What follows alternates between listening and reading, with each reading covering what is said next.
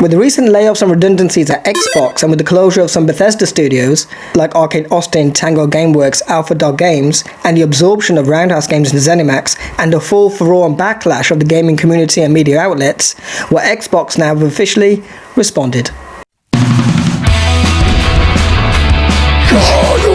Well, Bloomberg's tech reporter Dina Bass interviewed Sarah Bond, the president of Xbox, at the Bloomberg Technology Summit, and here's what was said. Bloomberg's tech reporter Dina Bass threw some really great questions at Sarah Bond and started off by asking, you and Microsoft Games CEO Phil Spencer have said that the video games industry is just not growing. What's causing the issue and how does Xbox turn it around?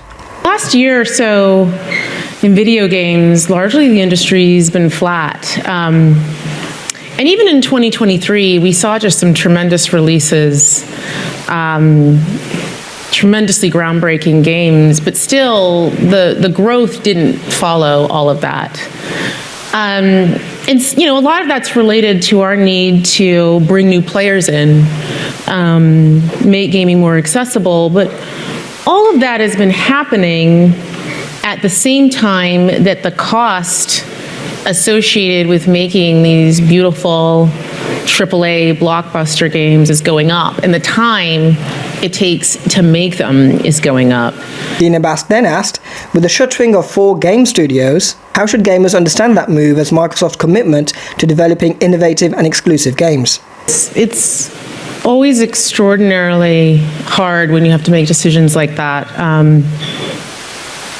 I'll go back to what I was saying about the industry, and when we looked at those fundamental trends, we feel a deep responsibility to ensure that the games we make, the devices we build, the services that we offer are there through moments, even when the industry isn't growing and when you're through a time of transition. And the news we announced earlier this week is an outcome of that. And our commitment to make sure that the business is healthy for the long term. But that said, our commitment to having our own studios and working with partners to have games large and small. We're a platform where you can play GTA, but you can also play Palworld, where you can play Call of Duty, and you can also play Pentiment. That doesn't change. And frankly, our commitment to Bethesda and the role that it plays is part of Xbox in everything we do. It's actually been pretty fantastic. I don't know if you've gotten a chance to check it out. The Fallout TV show was on Amazon, and it's been great to see people fall in love with that universe, but also what it's done for the games themselves, and people going back and exploring everything that's inside of that. There's some other great things that are coming from our studios later this year. Indiana Jones and the Great Circle. I was a big indie fan growing up. But really right now for us and our teams, our focus is on the people impacted and doing everything that we can do to help them through this hard transition. And one of the shuttered studios that just created a hit game did really well on Game Pass in terms of engagement and won a ton of awards. Shouldn't succeeding in that way ensure the future of the studio? I absolutely love this question. One of the things I really love about the games industry is it's a creative art form. And it means that the situation and what success is for each game and studio is also really unique. Like, there's no one size fits all to it for us. So then how is success measured between each studio?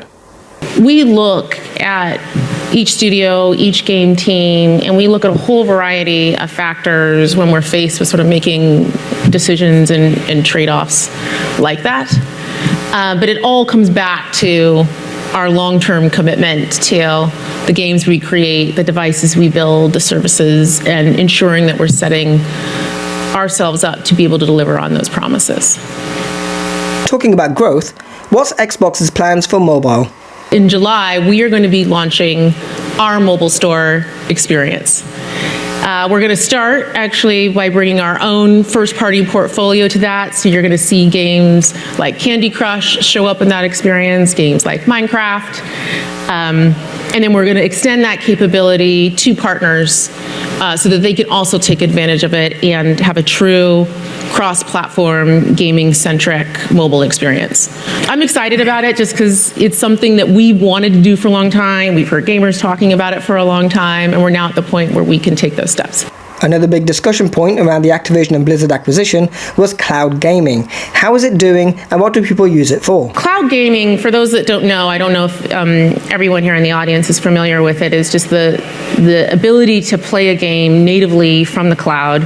So you don't need to actually have a piece of hardware in your home, and you can experience something that's AAA Xbox gaming on any device, regardless of the local compute that you have.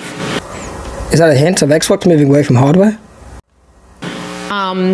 And we have been investing in that for some time because we really believe that opening up sort of these beautiful immersive experiences to more gamers is important for industry growth, for developers, and we know people want to play those experiences. And Dina Bass asks, we were talking about market being down, so is cloud gaming growing faster than the overall market? It is growing fast in the overall market, really bringing in new players and growth for us. So it's an area where we're investing more and we're excited about. And Xbox announced it was bringing Xbox-developed games to rival platforms like PlayStation 5 and Nintendo Switch. How's it going, and do PlayStation gamers really want to play Sea of Thieves? You know, it's early days yet, so I don't have specific data to share, but we are really encouraged by the reception of our games. And one thing that I think it's important to note is, as Xbox, we've been putting games on other platforms for a long time. Minecraft is available pretty much universally. Wasn't that before Xbox got it? The teams at Bethesda have had games on other platforms. The teams at Activision Blizzard have games on other platforms. Wasn't that before Xbox got a hold of Bethesda and Activision Blizzard? And so it's a decision we just make on a game-by-game basis as we move forward and continue to execute on our strategy. But these games were all multi-platform before they were a part of Xbox. And post-acquisition, there were some existing contractual obligations that they needed to get through. So this statement kind of feels a bit hollow. And with trust in the Xbox brand being at a very, very low point at the moment in the gaming industry, Dina Bass asked a very important question. The energy around the Xbox console is a little challenged right now, and many of the long-term customers are worried about the release on other platforms and that Xbox is defocusing its own hardware. How do you make them feel like Xbox is still for them? The worry that I see is happening across the industry, and I think is a lot of what we're seeing, just industry all up. But specific to core gamers, my focus has really been on engineering and building that next generation hardware experience that really, really taps in to their needs. I talked about this a little bit publicly a few months ago. I talked about how, our focus is on delivering the biggest leap ever. We're also invested in the next generation roadmap. And what we're really focused on there is delivering the largest technical leap you will have ever seen in a hardware generation, which makes it better for players and better for creators and the visions that they're building. And that's about really thinking through every aspect of what that hardware and what that experience delivers with the core gamer in mind. And that is about power and performance. That's absolutely part of it. But it's also about the ability to be able to play all of the games. I mean, we have people who've been playing on Xbox for decades and invested thousands and thousands of dollars and hours with us, and to be able to take all of those games with them into the hardware of the future. So one of the decisions I made when I came in and became president of Xbox was to establish a team dedicated to that, to game preservation and ensuring that future generations, future iterations, that you get to take those things with you forward.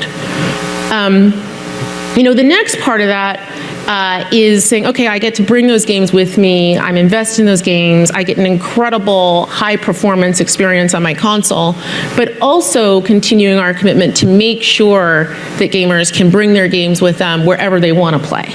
That my Xbox library is something that can go with me and that I can enjoy with others. So our long-term commitment to cross-play is part of that, and our commitment to cross-progression and cloud saves, so you can pick up on one device and you can play on another, is part of that.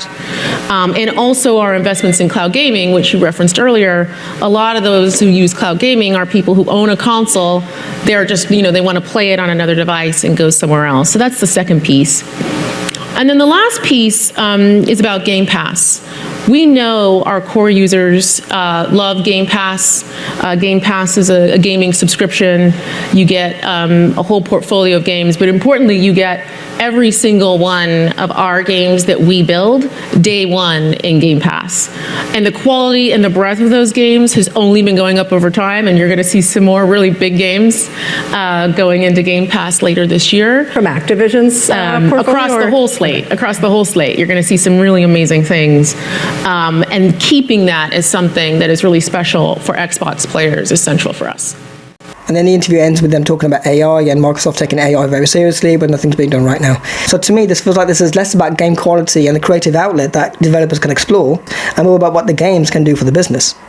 So what are your thoughts? Does this interview placate the situation? Does it give more hope for the Xbox brand and what's to come? Let me know your thoughts. But in the meantime, please like and subscribe, and stay tuned for the next video. If you got to the end of this video, then please do like and subscribe.